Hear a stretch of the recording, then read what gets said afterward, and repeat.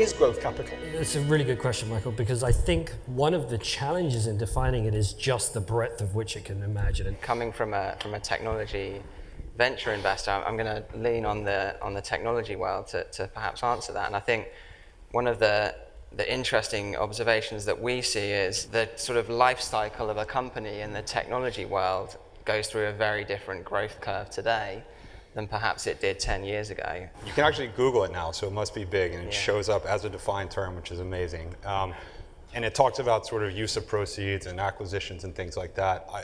We think about it more as a mindset from an investor standpoint, and I think that encompasses two things. One, I think you really have to be flexible because, as Deep said, there's lots of flavors of growth equity. A third of our investments are unlevered, half of our investments are minority, half are majority. It takes lots of shapes and forms from a deal perspective.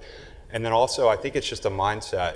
For us, if a company is growing less than 10 or 15%, it's not interesting to us. It's just a fact today that if you look at the average age of a technology company that IPOs, it was 5 years in 2000, it's 11 years today. So if you look at total assets under management for venture plus growth in Europe, it's about 100 billion. If you look at total assets under management in the European capital markets as a whole, it's about 14.5 trillion.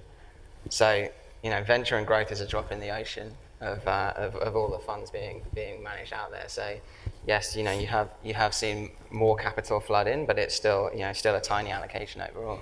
There is a lot of money flowing into this. I don't see it coming down anytime soon. And I think if you look at the number of firms which have started growth capital funds in the last 5 years, we could all name the 10 new funds in Europe. And so I think there are lots of opportunities out there.